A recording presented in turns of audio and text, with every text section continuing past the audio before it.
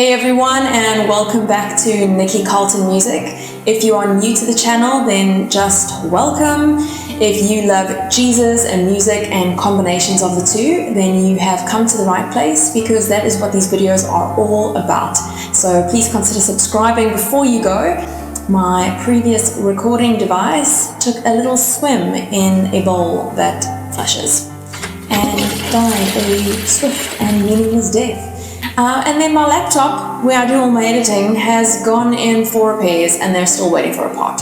So I'm having to do all the editing on my phone, and as we know, that comes with troubles of its own.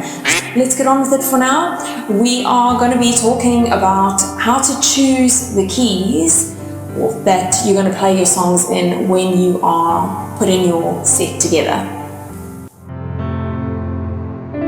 I'm going to speak a little bit about range. The basics of that, it's just when it comes to the range of a song, it's just all the notes that are between the highest note and the lowest note of a song. So if you look at a song that we all know, How Great Is Our God, I would probably lead that in F or G. I'm going to play it in G now.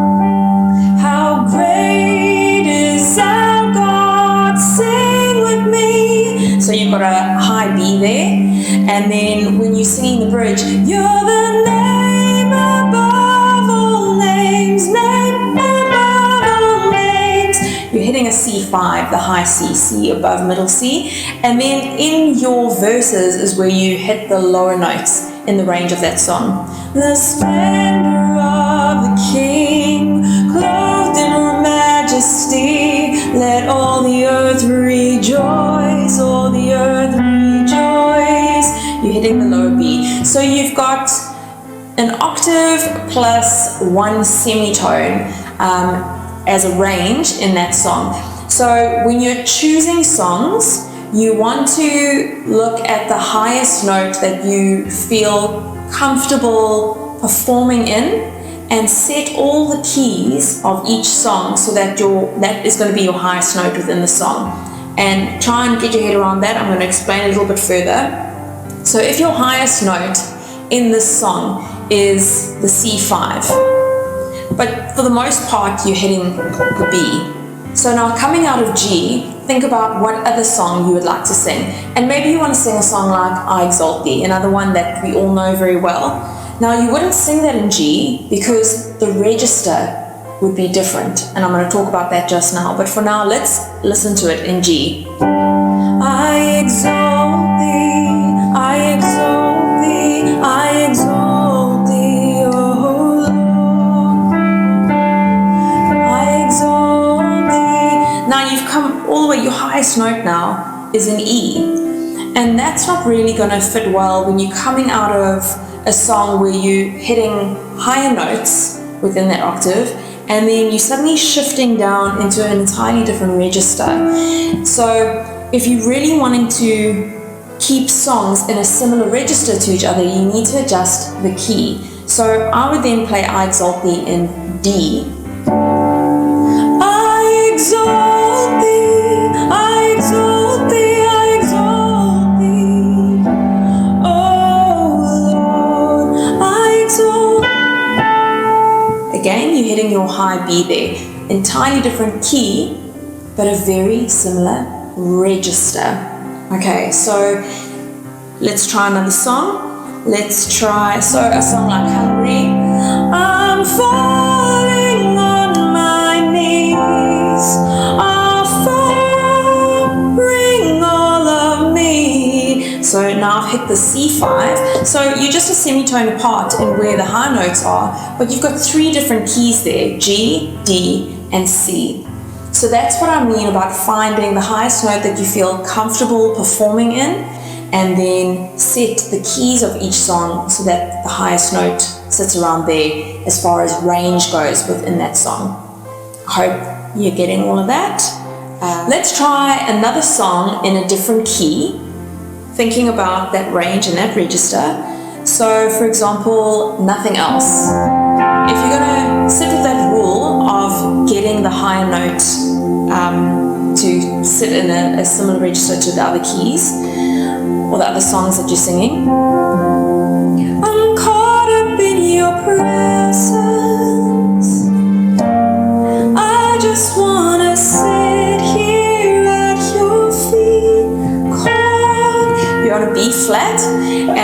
that is, again, sitting around the high notes, B, B flat, C. It's just a tone or semitone apart from the high notes in that song. But the thing is with this song, the most of it fits below 1 octave. It actually sits in a range of about 8 or 9 semitones. So that's a very narrow gap.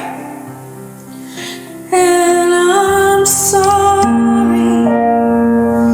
when I've just gone through the motions. I'm sorry when I just sang another song. So if your voice is hanging around there the entire song, you can actually bring that slightly lower, because you don't always want to have it sitting there the whole time. You can if you want to, if you feel comfortable doing that, but that's where that rule can be broken. So I'd probably sing that song in E. I'm caught up in your presence. I just want to sit here at your feet. So I can still get that nice sweet silkiness up there, but I can belt it out a little bit more if I get to the I just want you, nothing else will do. So I can get a fullness there and really take the people with me when I'm singing that, when I'm trying to just drive that thing of like only needing Jesus. And you can do that vocally. So when it comes to songs that have a narrower range, you can actually set the key a tone or even a tone and a half lower than you would normally set songs if you're following the rule of keeping your voice sitting at the highest note you're comfortable with to sort out what the key of the song is going to be. So I'll talk a little bit more about register now. So register, the best way I can explain it musically is when all the notes fit into a certain range, but the majority of the song fits within a range. And then regardless of what key, you have those songs around it fit into that register. Do not get confused. So the key is what notes in the scale are included in that song to make up those chords. So D, you've got D, E minor, F sharp minor, G major, A major, and then B minor, and then a C diminished, and D major again. So those are the chords that you're going to use in the D major key. And then the notes that you're going to sing are going to fall within the D major scale. Now if you're singing a song in G, you're going to be singing over different chords and notes that fall within a different scale slightly differently. So you've got G, A minor, B minor, C, D, E minor, F sharp diminished, G, and then your G scale. Those are the notes that you're going to be singing. However, if you've got two songs in G and D, like I demonstrated earlier, you've got How Great Is Our God. How great is our God, sing with me. How great is our God, oh, we'll see how great is our God. You're not going to sing I Exalt Thee in G because it's a different register. So keeping the notes in a similar range, to keep it in the same register, I would then adjust the key for I Exalt Thee to be in D. I exalt Thee, I exalt Thee, I exalt Thee, oh Lord. And you see how your voice is sitting in a similar place, vocally, on similar notes, but it's in two different keys. So that's what I mean by register. Just something to consider when you're choosing the keys of songs, but it's not a rule that can't be broken. And then the reason why I'm mainly wanting to talk about choosing keys is mainly when it comes to medleys. I don't know why this is such a bugbear. I think it's just because people don't listen to me. Calmness, peace, love, joy. When you are singing medleys, I love medleys, they're amazing. You can flow in and out of different songs, choruses, bridges, but again, you need to pay attention to register when it comes to medleys. I am not going to go and sing, "You are worthy of it all, you are worthy of it all, from you are all things, to you are all things, you deserve the glory, for you are beautiful in all your ways," because I'm now shrieking and bats have just started flying out of the caves and into the sanctuary. We don't want that to happen.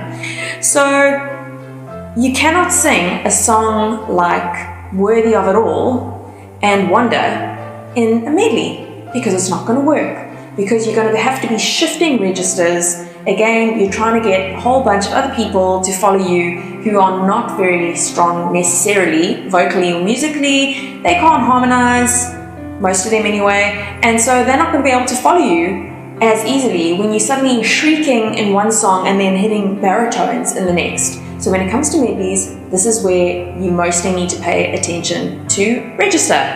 Yes, so I would sing something like "Worthy of It All."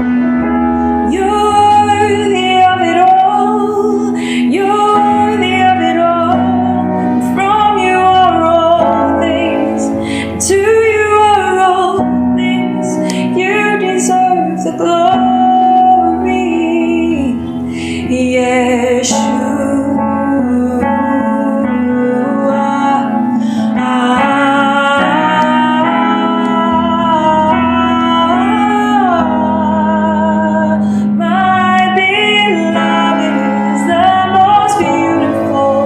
Among thousands and thousands, and then back into day and night, night and day, let incense arise.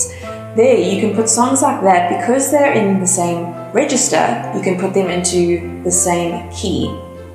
Don't get confused with register. That song in E would be the same register as "How Great Is Our God" in G. But you cannot sing them in a medley. And for some reason, every time I'm training worship leaders on this, they ignore everything I've said and they go, "How great is our God, sing with me, I exalt thee, you are beautiful in all your ways." And that is ugly. Please don't do that. Now let's just bring some examples together of what key I would set songs into. So again, I would feel most comfortable really belting out a B5. I'm not, I can sing higher, I've got a big range, but I don't want to be shrieking up there. First of all, it sounds poo.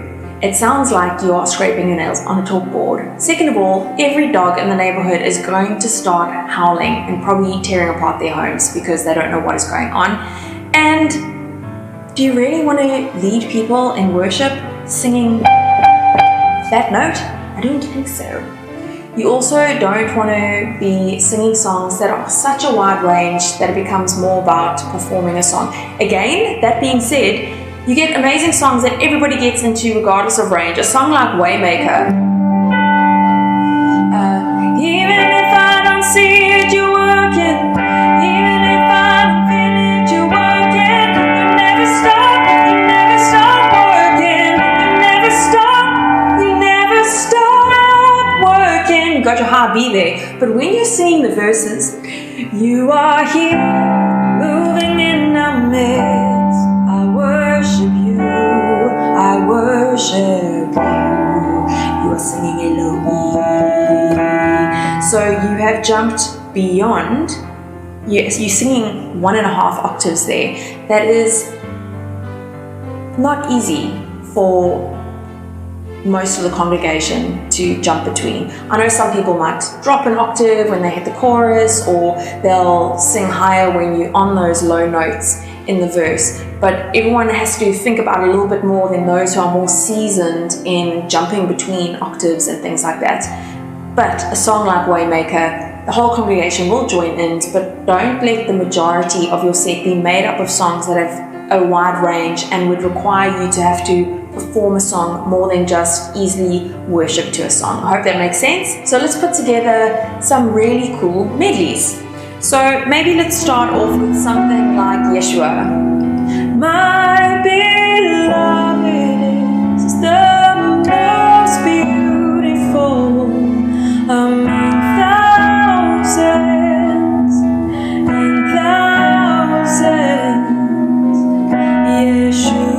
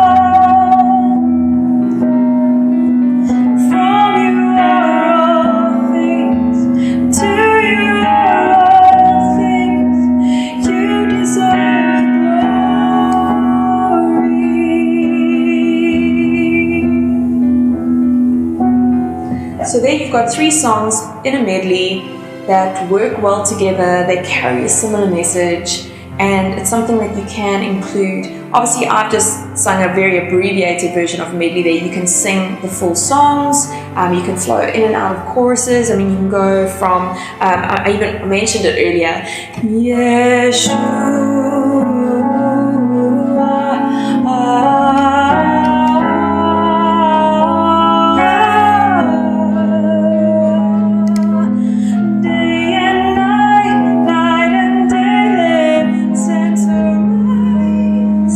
And really just flow between those and just take people deep into worshiping at Jesus' feet. Then you can try some upbeat songs. I mentioned it in a previous video, like King of Glory. King of Glory, have your glory. King of Glory, have your glory, Lord. There is no one higher, no one greater, no one like our God. There is none more able, Christ our Savior, great and glorious. There is no one higher, no one greater, no one like our God. There is none more able, Christ our Savior, great and glorious. Throw another one in there. Oh, happy day, you wash my sin away. Oh, happy day, I'll never be the same. Forever I am changed.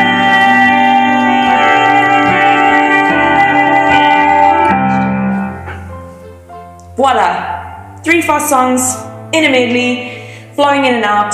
Now that I've sung that, I would probably sing that in F and not G, but there you go.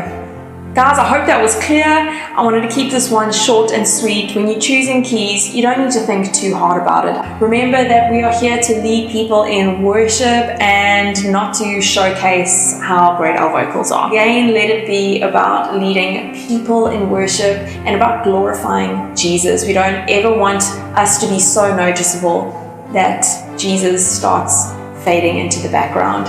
So I hope you enjoyed that today, guys. Please give this video a like, subscribe, and I will see you in the next video. Bye!